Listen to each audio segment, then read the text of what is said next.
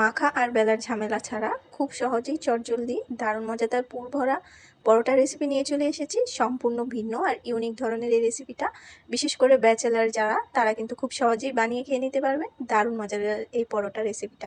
আসসালামু আলাইকুম, জাহান কিচেন থেকে স্বাগতম। সবাই কেমন আছেন? আলহামদুলিল্লাহ, আমি অনেক ভালো আছি। তো আজকে যে রেসিপিটা নিয়ে চলে এসেছি, এই রেসিপিটা খুব সহজেই তৈরি করতে পারবেন এবং দারুণ মজাদার হয়ে থাকে। চলুন দেখে দিচ্ছি প্রথমে কি কি নিয়েছি। প্রথমেই আমি একটা বাটি নিয়ে নিচ্ছি, এতে দিয়ে দিচ্ছি রুম টেম্পারেচারে থাকা 3টে ডিম। ডিম 3টে আমি ফাটিয়ে নিচ্ছি। এখন অ্যাড করে দিচ্ছি স্বাদ অনুযায়ী লবণ, নিয়েছি খানিকটা পেঁয়াজ কুচি। তো এখান থেকে কিছুটা পেঁয়াজ কুচি অ্যাড করে দিচ্ছি। এখন অ্যাড করে দিচ্ছি সামান্য কাঁচামরিচ কুচি স্বাদ অনুযায়ী। এখানে আরও কিছু ইনগ্রেডিয়েন্টস নিয়েছি, সেটা দেখে দিচ্ছি। এখানে আমি ধনেপাতা কুচি আর পুদিনা পাতা কুচি নিয়েছি, যেটা আমি ডিপ ফ্রিজে সংরক্ষণ করে রেখেছিলাম, তাই একটু কালো কালো দেখাচ্ছে। তবে কোনো সমস্যা নেই, এটা ভাজার পরে ঠিক হয়ে যাবে। তো এখন ডিমটা আমি খুব সুন্দর করে ভালো করে সবগুলো উপকরণ দিয়ে মিশিয়ে নিচ্ছিলাম। আর এটা খুব সুন্দর করে করতে হবে, দেখতেই পাচ্ছেন মিশ্রণটা একদম পাতলা হয়ে গেছে, ঠিক এরকমটাই চাই। এটা এখন সাইডে রেখে দিচ্ছি। এখন একটা গোলা তৈরি করে নেব। এখন 1 কাপ আটা নিয়ে নিয়েছি, আপনারা চাইলে ময়দা নিতে পারেন। এখানে স্বাদ অনুযায়ী লবণ অ্যাড করছি 1 চা চামচ চিনি। চিনিটা মিষ্টিটা আপনারা কম বেশি করে নিতে পারেন। এখন শুকনো উপকরণগুলো খুব সুন্দর করে একটু মিক্স করে নিচ্ছি। আর এটা খুব জরুরি, অবশ্যই এটা করে নেবেন। তো এই পর্যায়ে অ্যাড করে দিচ্ছি পানি। তো পানিটা আমি দেখিয়ে দেবো কনসিস্টেন্সিটা কতটুকু হবে। তো প্রথমে অল্প একটু পানি দিয়ে ভালো করে একটু মিশিয়ে নিচ্ছিলাম। তো এটা একটু আস্তে আস্তে সাবধানে করতে হবে। তারপর আমি আরেকটু পানি অ্যাড করেছি। প্রথমে একটু মিলাতে কষ্ট হবে, তারপর কিন্তু একদম পারফেক্টলি ইজি হয়ে যাবে। দেখতেই পাচ্ছেন কিভাবে করে নিচ্ছি। একদম স্মুথ একটা ব্যাটার তৈরি করব, লাম্পস যাতে না থাকে, দানা দানা, সেই দিকে কিন্তু খেয়াল রাখতে হবে। দেখতেই পাচ্ছেন কীরকম করেছি, একদম পানির মতো, না বেশি ঘন না বেশি পাতলা। এই পর্যায়ে চুলাতে একটা প্যান বসিয়ে দিয়েছি, দিয়ে দিচ্ছি সামান্য পরিমাণে তেল। তেলটা একটু কড়াইটার গায়ে লাগিয়ে নিচ্ছিলাম, আর কড়াইটা খুব সুন্দর করে গরম করে নিয়েছি। এখানে নিয়ে নিয়েছি 1 টুকরো আদা, খুব সুন্দর করে কুচি করে কেটে নিয়েছি। আদাটা তেলটা গরম হয়ে যাওয়ার সাথে সাথে অ্যাড করেছি, সামান্য ভেজে নিয়েছি। তারপর অ্যাড করে দিচ্ছি পেঁয়াজ কুচি। এখানে 4 থেকে 5টা মিডিয়াম সাইজের পেঁয়াজ নিয়ে নিয়েছি। পেঁয়াজটা আমি খুব সুন্দর করে একটু আদা কুচির সাথে নেড়ে চেড়ে ভেজে নেব। পেঁয়াজটা একদম ব্রাউন কালার ভাজতে হবে না, জাস্ট একটু কাঁচা গন্ধ চলে যাওয়া অবধি একটু নেড়ে চেড়ে ভেজে নেব। তো আদার সাথে কিছুটা সময় নেড়ে চেড়ে আমি ভেজে নিয়েছি। তো এই পর্যায়ে অ্যাড করছি সামান্য লবণ। লবণটা দিয়ে দেওয়ার পর আবার একটু নেড়ে চেড়ে নিচ্ছিলাম। এখন অ্যাড করব সামান্য স্পাইসেস। অ্যাড করছি 1/2 চা চামচ হলুদ গুঁড়ো, 1/2 চা চামচ মরিচ গুঁড়ো, 1/2 চা চামচ ধনিয়ার গুঁড়ো আর 1/2 চা চামচ জিরার গুঁড়ো। তো এই মশলাগুলো একটু সুন্দর করে নেড়ে চেড়ে আমি মিশিয়ে নিচ্ছি। আর এটা একটু সময় নিয়ে করে নেব, কারণ এখানে এই মশলাগুলো যাতে কোনো গন্ধ না থেকে যায় সেদিকে খেয়াল রেখে ভেজে নিতে হবে। তো মশলাগুলো কিছুটা সময় নেড়েচেড়ে ভেজে নেওয়ার পর বাকি যে ইনগ্রেডিয়েন্টস নিয়েছিলাম, কাঁচামরিচ কুচি আর নিয়েছিলাম অর্ধেকটা গাজর গ্রেট করে কুচি করে নিয়েছি, একদম মিহি কুচি।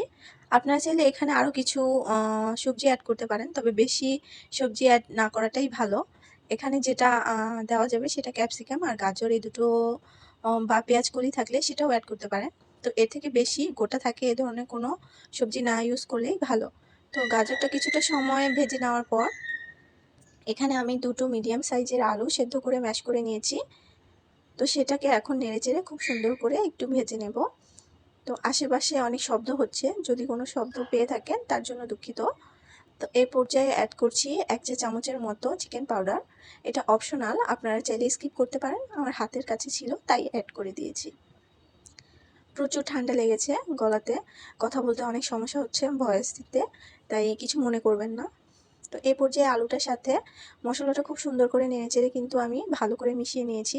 আলুগুলো দেখতেই পাচ্ছেন একদম মিহি করে ম্যাশ করিনি, আমি জাস্ট একটু দানা দানা রেখেছি। এইভাবে কিন্তু খেতে ভালো লাগবে। যেহেতু খুব কম তেল মশলা ইউজ করছি, দেখতেই কিন্তু বোঝা যাচ্ছে হেলদি একটা নাস্তা হবে। তো ফাইনালি হয়ে গেছে আমার আলুটা, অনেকটাই দেখুন আলুর পুরটা সফট হয়ে গেছে। এখন নামিয়ে নেব। নামিয়ে নেওয়ার আগে আমি অ্যাড করে দিচ্ছি যে পুদিনা পাতা আর ধনে পাতাটা রেখেছিলাম সেটা। এটাকে আমি নেড়েচেড়ে কিন্তু একদমই সেদ্ধ করব না, জাস্ট একটু আলুর সাথে মিশিয়ে নেব, যাতে এটা কাঁচাই থাকে সেক্ষেত্রে কিন্তু খেয়াল রাখতে হবে। তাহলে দেখা যাবে যে সুন্দর একটা স্মেল আছে সেটা কিন্তু নষ্ট হয়ে যাবে বেশি সেদ্ধ হয়ে গেলে। কারণ আমি এই পুরটা আবার ভেজে নেব, যার ক্ষেত্রে সেটা তখন রান্না হবে, তখন ওভারকুক হবে না, সেদিকে খেয়াল রাখতে হবে। তো এখন পুরটাকে নামিয়ে নিচ্ছি। চুলাতে একটা প্যান বসিয়ে দিয়েছি আর এটাতে এখন খুব সুন্দর করে একটু তেল ব্রাশ করে নিচ্ছি। খুব অল্প তেলের মধ্যে কিন্তু এটা তৈরি হয়ে যাবে, আর যেমন খেতে সুস্বাদু হয় তেমন হেলদি। যে ডোটা রেখেছিলাম সেটা দিয়ে একটা রুটির মতো করে নিয়েছি। দুঃখিত, ক্যামেরাটা অফ ছিল তাই দেখাতে পারিনি। প্রথমটা দিয়ে দেওয়ার পরে খেয়াল হয়েছে যে ক্যামেরাটা অফ ছিল। তো এই পর্যায়ে এটা একটু টেনে গেলে উল্টিয়ে দিচ্ছি।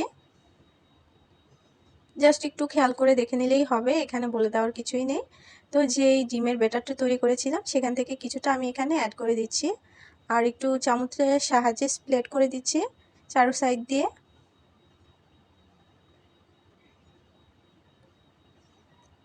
তো এইভাবে আমি 2 থেকে 3 মিনিট চুলার উপরে রেখে দিয়েছি।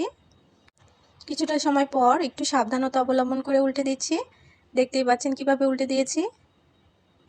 তো হালকা একটু তেল আবারও একটু ব্রাশ করে দিচ্ছি চারো সাইড দিয়ে, খুব বেশি কিন্তু দিচ্ছি না, দেখতেই পাচ্ছেন। এতেই হয়ে যাবে। তো এই পর্যায়ে আমি কিছুটা আলুর পুর নিয়ে নিচ্ছি। আপনারা চাইলে চামচের সাহায্যেও করে নিতে পারেন। আমি জাস্ট স্প্যাচুলার সাহায্যে একটু ছড়িয়ে দিচ্ছি। চাইলে হাত দিয়েও করে নেওয়া যায়, কোনো সমস্যা নেই, সেক্ষেত্রে কিন্তু আরও ভালো হবে স্প্রেড করতে। হয়ে গেছে। আমি এখন এটাকে একটা শেপ দিয়ে নিচ্ছি। খুব সহজেই কিন্তু করে নেওয়া যাবে। একটু পরোটা শেপ করে নিচ্ছিলাম আর কি, যেহেতু পুরভরা পরোটা বলেছি।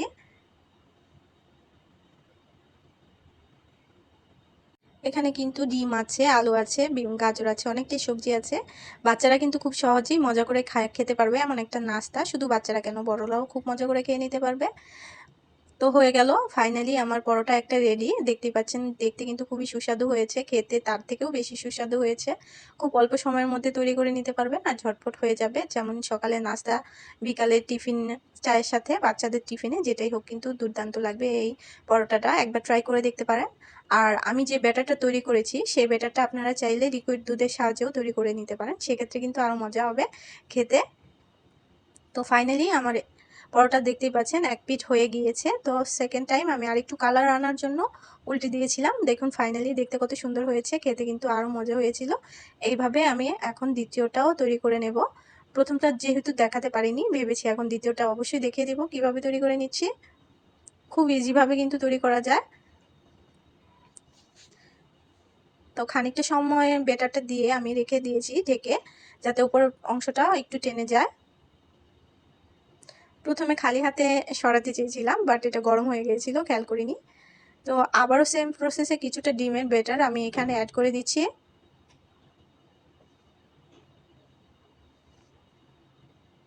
এটা কিন্তু চুলাতে আমি কিছুটা সময় রেখে দিয়েছি ডিমটা অ্যাড করে দেওয়ার পর, 2 থেকে 3 মিনিটের মতো। আর চুলার হিটটা কিন্তু একটু কমেই রেখেছি।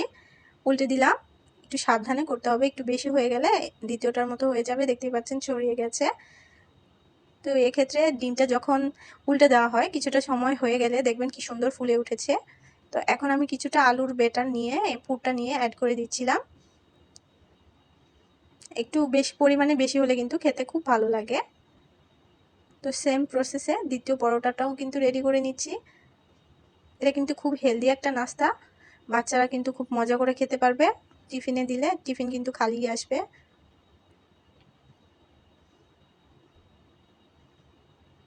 তো আমার সাথে ভিডিওতে যেমনটাই হয় আমি তেমনটাই শেয়ার করার চেষ্টা করি, খুব কাটসাট করার কম চেষ্টা করি, কারণ রিয়েল ভিডিও যেটা হয় আমার সাথে সেটাই দেওয়ার চেষ্টা করে থাকি। তো এই পর্যায়ে অপর পিঠটাও উল্টে দিয়েছি, হয়ে গেছে দ্বিতীয়টা। দেখতে পাচ্ছেন এটাতে কিন্তু আরও তেল অনেকটাই কম হয়েছে। তো সেম প্রসেসে আমি বাকিগুলো বানিয়ে নেব, সবগুলো দেখাতে পারিনি।